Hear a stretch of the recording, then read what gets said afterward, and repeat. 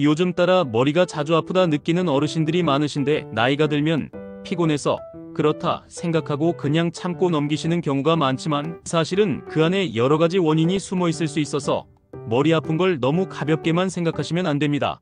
젊었을 때는 피곤하거나 스트레스 받아서 머리가 지끈한 경우가 많았지만 중년 이후 특히 50이 넘고 60을 지나면서 생기는 두통은 단순한 피로가 아니라 몸의 구조와 기능이 변하면서 생기는 신호일 수 있기 때문인데요. 우리 몸은 나이가 들면서 근육도 뻣뻣해지고 혈관도 탄력이 떨어지며 뇌와 연결된 신경들이 예전 같지 않게 예민해지기도 하는데 특히 목과 어깨 근육이 긴장되면 그게 머리로 올라가면서 띵한 느낌이나 조이는 듯한 통증으로 나타나는 경우가 많고 이걸 긴장형 두통이라고 부릅니다. 이런 두통은 머리 양쪽에서 천천히 조여오는 느낌으로 시작돼서 하루 종일 계속될 수 있는데 어깨가 뻐근하거나 눈도 쉽게 피로하고 가끔은 속까지 울렁거리게 만드는 경우도 있어요. 또 어떤 분들은 한쪽 머리만 욱신거리면서 아프고 소리나 빛에 예민해지면서 구역질까지 나는데 이런 건 편두통일 수 있는데 젊은 사람들만 겪는 줄 알았던 이 편두통도 나이가 들면 형태만 조금 바뀌어 다시 나타날 수 있고 전조 증상 없이 갑자기 멍하거나 흐릿한 느낌으로 시작되는 경우도 많습니다. 그런데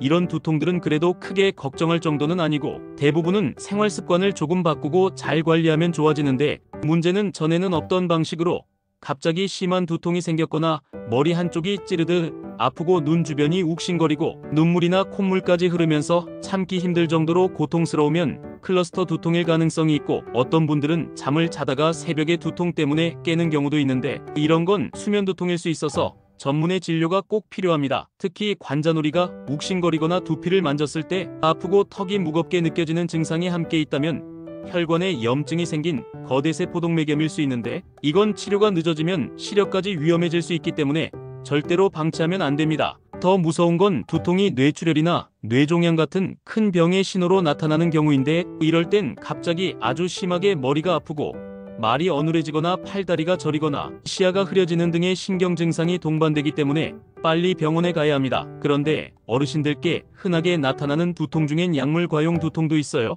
이건 진통제를 자주 드시다 보면 약 기운이 떨어질 때마다 머리가 더 아프게 되는 건데 이럴 땐 약을 잠시 끊고 생활 습관을 정비한 다음 필요하면 병원에서 약물 조절을 받아야 좋아질 수 있습니다.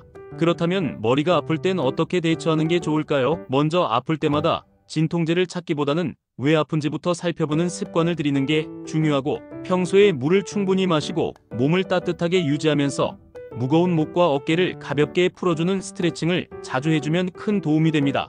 요즘처럼 스마트폰이나 TV를 오랫동안 보는 시간이 많아지면 자세가 구부정해지고 눈이 피로해지는데 이것도 두통의 큰 원인이니까 하루에 몇 번씩 목을 뒤로 젖히거나 어깨를 천천히 돌려주는 습관을 가지면 좋고 걷기 운동도 아주 좋은 방법입니다. 또 한 가지 중요한 건 스트레스 관리인데 평소에 답답한 마음을 쌓아두지 말고 대화를 통해 풀거나 깊은 숨을 들이마시고 천천히 내쉬는 복식 호흡을 통해 마음을 편하게 유지하는 것도 도움이 되며 무엇보다 규칙적인 생활이 중요합니다. 일정한 시간에 자고 일어나며 과식이나 과음은 피하고 커피나 짠 음식도 줄이면 두통 예방에 좋고요. 또 너무 조용하거나 밝은 곳에서 오랫동안 집중하는 것도 머리를 무겁게 만들 수 있으니 중간중간 눈을 감고 조용히 쉬는 시간도 꼭 필요합니다. 그리고 머리 아픈 걸 남에게 말하지 않고 그냥 참고 넘기는 분들이 많은데 되도록이면 통증의 양상, 지속시간, 어떤 때 더 심해지는지를 메모해두면 병원에 가서도 정확한 진단을 받는데 큰 도움이 되니까 작은 두통이라도 기록하는 습관을 들이면 좋습니다. 요즘은 병원에서 진통제뿐 아니라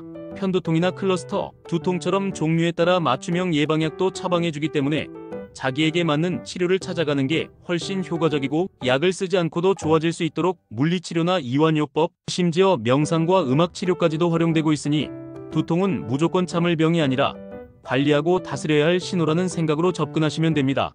결국 머리가 아프다는 건 우리 몸이 보내는 작은 경고일 수 있으니 가볍게 여기지 마시고 내 생활 속에서 원인을 하나씩 찾아보고 고쳐나가다 보면 두통도 점점 덜해지고 머릿속도 맑아지고 일상이 훨씬 편안해질 수 있습니다. 그러니 이제부터라도 내 머리가 자주 아프면 무조건 참지 말고 왜 그런지 살펴보면서 내 몸을 더 아껴주고 필요할 땐 전문가의 도움을 받아 함께 해결해 나가보면 어떨까요? 구독과 좋아요는 영상 제작에 큰 도움이 됩니다. 감사합니다.